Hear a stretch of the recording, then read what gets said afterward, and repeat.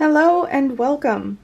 I was thinking of what I can share with the tarot community here on the YouTubes, and I see people sharing hashtags and doing collection videos and talking about their decks, and I really can't do that because I haven't really practiced reading tarot for a couple of years. So when I think of my relationship with the cards, the word stale comes to mind. I have quite the collection that I've accumulated through the years by buying, trading, and selling decks. So many of the decks I do have at the moment are quite new to me, so I can't really talk about most of them. So what came to mind was to talk about how and why my divination practice became stagnant. By the way, stagnant is an adjective used to describe a body of water or the atmosphere of a confined space. It means having no current or flow. So how did I get here? I'd like to take a look back at my practice. My curiosity about tarot began when a friend of mine gave me a reading with her Thoth tarot. This was in the summer of 2013. After that, I began consuming every video content to do with the tarot, anything I could watch on the tarot, be it collection videos or talking about the cards or seeing the storyline through the suits. I watched Trainee Tarot by Kellyanne Maddox when her channel was still the Four Queens, Racine from Almoon 513, Kate from Daily Tarot Girl, Kelly from The Truth in Story, and many more that I can't remember at the moment. I started watching and watching collection videos, and I began journaling like crazy. And my exploration of tarot was a gateway to exploring other forms of spirituality, other than the one that I already knew, which was Christianity. I was born in a family that practices Christianity, especially, to be exact, evangelical people. I don't know. Evangelism? Yeah. So I was raised to follow in that religion, but at some point it began to not feel right for me. I began to feel disconnected from that religion. So I started learning as well about earth-centered spirituality and magic, and I've always felt drawn to these subjects. So I gave myself permission to explore other forms of spirituality. By the way, the amount of guilt I had to work through was intense. And if you are waiting for a sign or waiting for permission to do the thing, which, by the way, you don't need permission from anyone else but yourself, then here it is. Go do the thing. This is your sign. So back to tarot. I continued with my journaling and acquiring decks and books slowly but surely. I was a graduate student at the time, so I didn't really have spending money. I was practicing every day, with myself, with other people. It almost became an obsession. And then between you and me, it was how I procrastinated from my schoolwork. So yeah, don't judge me. I loved reading the cards and seeing stories formed in each reading. And don't get me started on comparing and contrasting of images from the few decks that I had.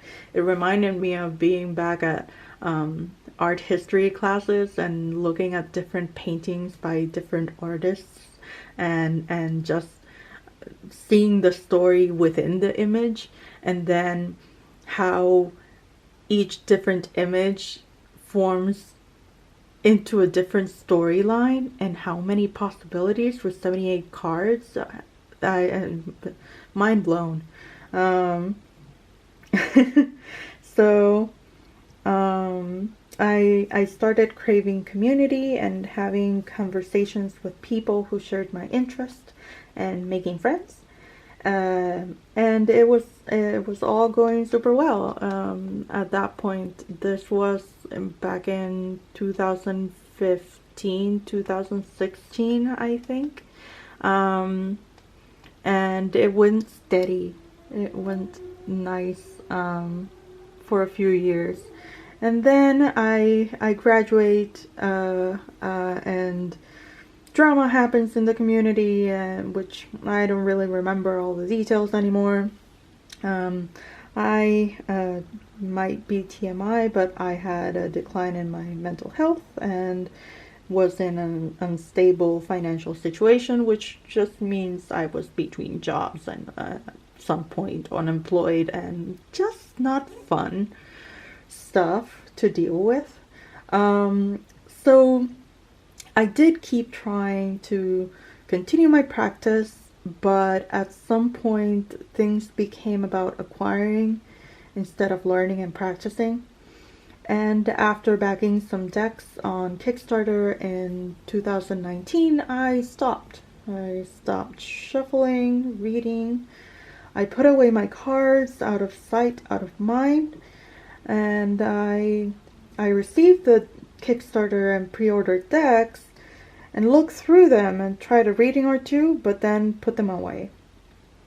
So how do I move forward from here? That was a really, really Cliff Notes version of my tarot journey up until now. Yeah. How to move forward from here? I have a few ideas, and if you have any ideas, please let me know. I welcome all feedback at this point. But here are the few things that I came up with. I can stop looking at deck collection videos and visiting Facebook group for selling and trading decks. Try to set up myself for success in avoiding temptation, which is difficult because I love looking at what people have to share. And I need to not buy decks on impulse, especially. I'm a very impulsive buyer. I have ADHD. It's part of the thing. And yeah, not buying decks on impulse. Again, difficult. I need to forgive myself if I do these things.